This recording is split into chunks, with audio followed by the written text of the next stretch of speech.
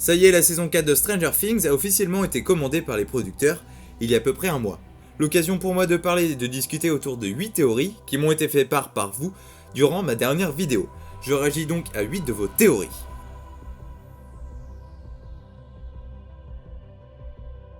Tout d'abord, bonjour et bienvenue dans cette nouvelle vidéo dédiée à Stranger Things. Donc je réagis à vos contributions que vous aviez pu me laisser en commentaire de ma dernière vidéo théorie sur la saison 4 de Stranger Things, et pour ça je vous en remercie beaucoup. J'ai vu beaucoup de théories et j'ai sélectionné 8 des plus pertinentes, celles qui peuvent se produire ou au contraire ne pas vraiment se produire. Bon, après c'est celles aussi que j'ai prises pour pouvoir réagir avec vous, devant vous, en vidéo. Donc ceci étant dit, bonne vidéo.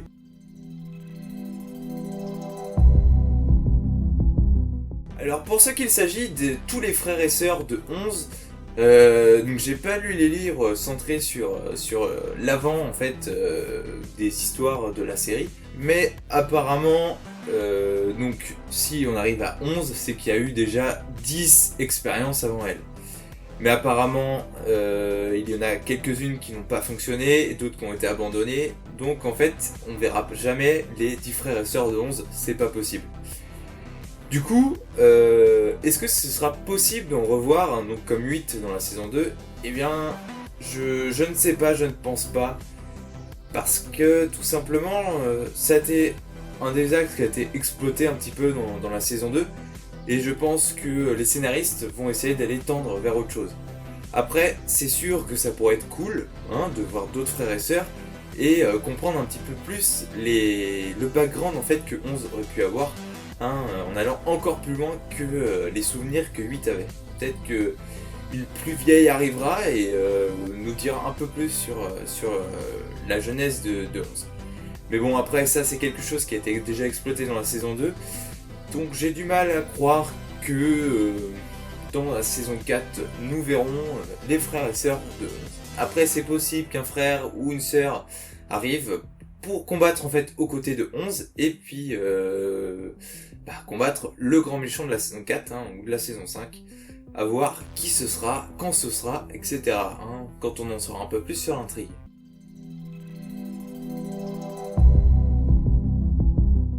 Alors une menace plus dangereuse que le flagellaire mental, eh bien ce serait possible, mais très compliqué. Déjà que dans la saison 3 on peut voir que le flagellaire mental a largement le dessus sur 11, même 11, elle épuise ses pouvoirs à la fin de la saison 3.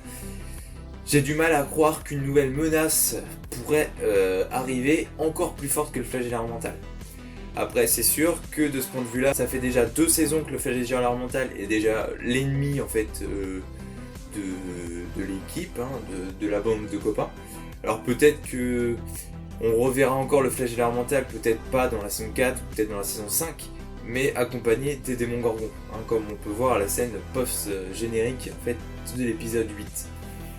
Et parce que ça me paraît un petit peu des démons gorgons un petit peu génétiquement modifiés, ils ont l'air d'avoir une autre couleur. Après c'est peut-être les couleurs ou l'ambiance imposée par la prison, c'est possible aussi. Mais oui, je pense que le flagellaire mental sera le dernier ennemi de toute façon, ça va être le pire ennemi de Elf. Et par contre, c'est possible qu'elle soit accompagnée vraiment des démons gorgons. Parce que dans la saison 2, on voyait les deux, sauf que le flagellaire mental n'était pas vraiment en possession de tous ses moyens. Il vivait à travers Will, d'accord, dans l'Upside Down. Mais là, ce serait possible qu'il y ait vraiment une confrontation dans l'Upside Down ou dans le monde réel, à Hawkins ou ailleurs, avec vraiment ces deux ennemis en même temps, ce qui fait que ce serait assez dangereux. Et puis revenons à la théorie d'avant, c'est sûr que là il y aurait peut-être besoin d'aide, parce que je pense que Elf va avoir des pouvoirs assez limités pour combattre le flagellaire et les démons gorgons en même temps.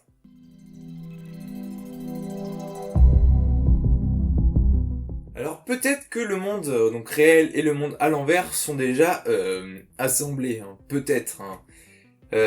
Après, je serais plus dans la théorie de l'histoire va aller vers le monde à l'envers.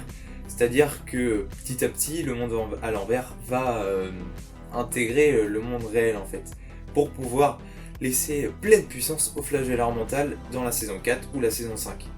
Parce que bien évidemment, normalement il reste 2 saisons à annoncer, normalement, hein. Bon après officiellement on est là, il y a une saison 4 sûre, la saison 5 un petit peu moins sûre. Mais du coup, à voir quelle menace se fera dans la saison 4, hein, bien sûr.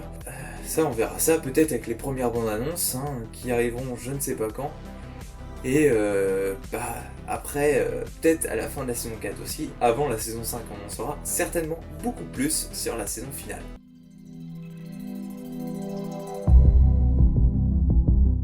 Will et Eleven sont connectés, alors oui, c'est sûr même.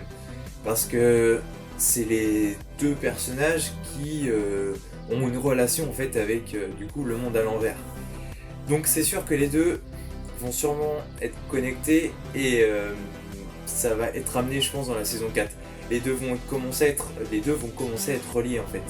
Parce que ils savent un petit peu la possibilité des pouvoirs du flagelleur mental, hein. Will étant contrôlé et 11 ayant toutes ces visions et cette possibilité d'aller dans ce monde. Après, c'est sûr, mais peut-être que s'ils deviennent de plus en plus connectés, peut-être que la relation entre Mike et Eleven va être de moins en moins, pas possible, mais de moins en moins claire. C'est-à-dire qu'il va y avoir une petite ambiguïté avec Will. En plus, à noter que Will et Eleven vont normalement habiter ensemble. Donc ce qui va encore plus les rapprocher, peut-être dans une relation de frère et sœur, hein, puis même je pense que ce sera plus dans ce sens-là, dans une relation de frère et sœur. Voilà, mais sinon ne vous inquiétez pas, ce sera juste connecté par rapport à un background, un vécu, plus que par des sentiments, bien sûr.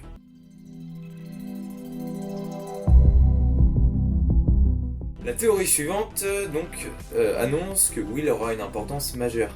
Eh bien, j'y pense beaucoup aussi, parce que c'est vrai que dans cette saison 3, il a vraiment une implication dénuée de sens et un petit peu inexistence, et il aura certainement sa carte à jouer étant donné qu'il connaît un petit peu le flagelleur mental, étant donné qu'il a été contrôlé. Et j'espère que son implication dans cette saison 4 va être de plus en plus importante, parce que, à part la saison 3 où se plaindre pour dire qu'il n'a pas de copine ou qu'il a d'autres attirances, entre guillemets, et qu'il soit gay, peut-être, eh bien, il sert pas à grand chose du tout dans cette saison 3, là où dans la saison 1, la saison 2, c'est un petit peu l'élément central de toutes les péripéties qui arrivent au groupe d'amis. Du coup, oui, j'espère que Will aura une grosse implication dans cette saison 4 et que les scénaristes vont pas le laisser de côté et qu'il ne serve plus à rien en fait jusqu'à la fin de la série.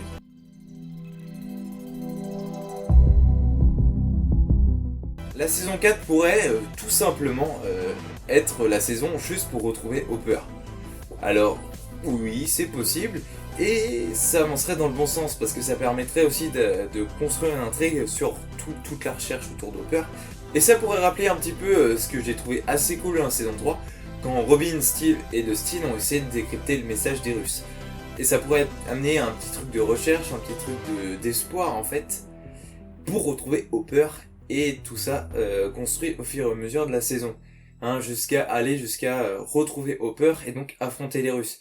Ce qui fait que peut-être que la plus grande menace en fait ne serait pas la flagelleur mentale, mais bien les Russes, hein, qui seraient très très dangereux. Bon, bien sûr, c'est une théorie. Et normalement, le contrat de Hopper stipule qu'il devrait être là pour 4 saisons.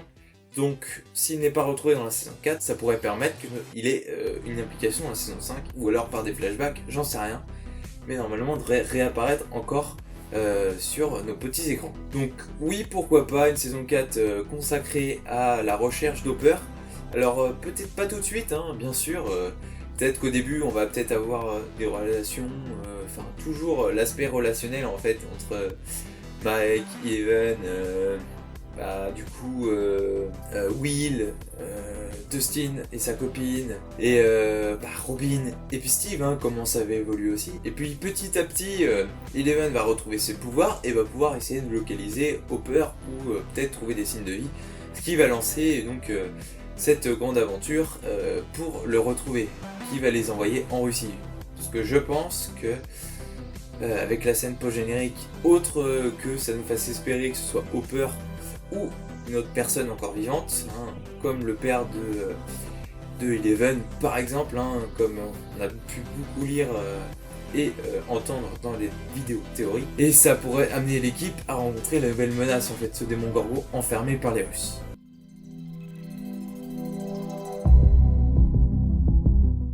Est-ce que 11 peut sortir sa mère de sa folie? Eh bien, non.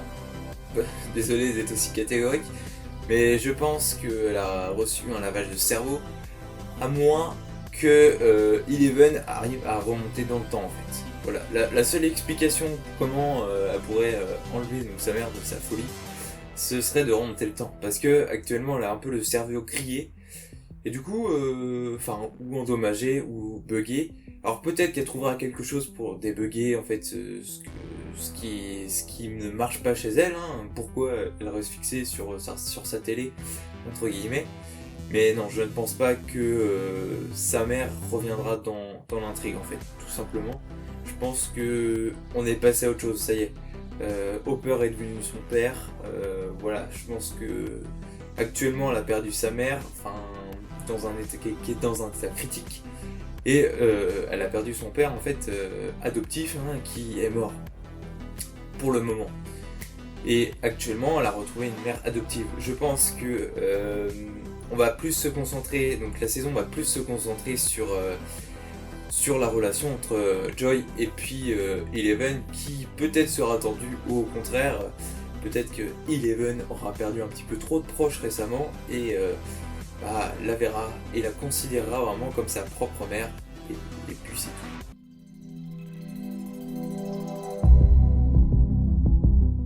Eleven va être démoniaque. Eh bien, ça c'est une des théories que je trouve les plus intéressantes. Parce que par rapport à une théorie que j'ai parlé avant, est-ce qu'elle peut devenir sa propre menace? Eh bien, je trouve ça un peu compliqué. À moins que toutes les théories s'annoncent être vraies, c'est-à-dire le retour des frères et sœurs, qui permet en fait d'avoir des versions d'Eleven un petit peu plus fortes, enfin au moins ensemble, hein, tous les frères et sœurs, et qui permettent de ramener elle à la raison ou qui permettent de l'arrêter. Après, donc cette théorie est née parce que dans la scène de fin, elle a l'ombre en fait du flagelleur mental. Donc pour moi tout simplement c'était c'était pour faire un petit peu spéculer les fans, mais c'est qu'une branche à mon avis. Et il est vrai que le flagelleur mental, enfin un bout des cerveaux de rat, enfin je sais pas ce que c'est comme monstre, hein, comment l'appeler, mais la version de notre monde du flagelleur mental soit rentrée dans Eleven, et c'est peut-être ça qui a causé la perte de ses pouvoirs. Alors moi je ne suis pas trop de cet avis là, moi je suis plus de l'avis de c'est qu'il y a un moment elle a une énergie vitale et que elle pourra pas non plus tout puiser parce que sinon elle meurt et ses pouvoirs sont aussi en conséquence de ça. Après c'est sûr que ça n'a pas aidé du tout hein, que cette chose répugnante rentre dans son corps, ça c'est sûr. Mais non, ce serait... Est-ce que ce serait bien? Moi je ne pense pas parce que ça ferait vraiment une très très grosse menace. Et à moins de trouver un personnage en fait qui part un moment, oh je suis gentil, oh je suis méchante, ça va être très très compliqué. Et non, je ne vois pas comment elle pourrait devenir méchante, mis à part un petit peu se mettre un peu tous les fans à dos aussi, parce que je sais pas si ça vous dit, vous, de voir votre, entre guillemets, le personnage le plus aimé, hein. Alors ce n'est pas un cas subjectif, hein, mais c'est bien un cas global, c'est quand même le personnage le plus aimé, hein, ce qu'elle a noté qu'elle devait mourir dans la saison 1, mais étant donné que elle a été plutôt aimée et tout ça, les scénaristes l'ont fait revivre en fait, ils lui ont pas causé de mort. Donc voilà, donc pour moi, non, Eleven ne sera pas démoniaque dans cette saison 4, ni dans la saison 5. Cette vidéo touche à sa fin, j'espère qu'elle vous aura plu et que vous aurez pris du plaisir à m'écouter réagir à vos théories. Donc si ce n'est pas déjà fait, tu peux donc liker la vidéo, bien sûr, parce que ça m'encourage à faire encore un peu plus de contenu dans ce genre. Hein. Pour le moment, je réfléchis à d'autres théories pour vous en faire part dans une prochaine vidéo qui arrivera courant l'année prochaine, courant 2020. Voilà, et ceci, tu peux donc t'abonner et activer la cloche pour ne manquer aucune vidéo sur tout l'univers geek qui nous entoure actuellement. Tu peux aussi aller checker un petit peu sur la chaîne des petites vidéos, des petits concepts que j'ai lancés il n'y a pas très longtemps. Parce que la chaîne est en train un peu d'évoluer et j'attends un peu les retours de mes abonnés sur tout ça. Et si t'en faut encore plus, va checker sur mon Instagram, je mets des critiques de films, un petit peu de séries, un petit peu moins poussées, et un petit peu des infos sur l'actualité geek. Sinon c'était les bêtises et à bientôt pour de prochaines vidéos.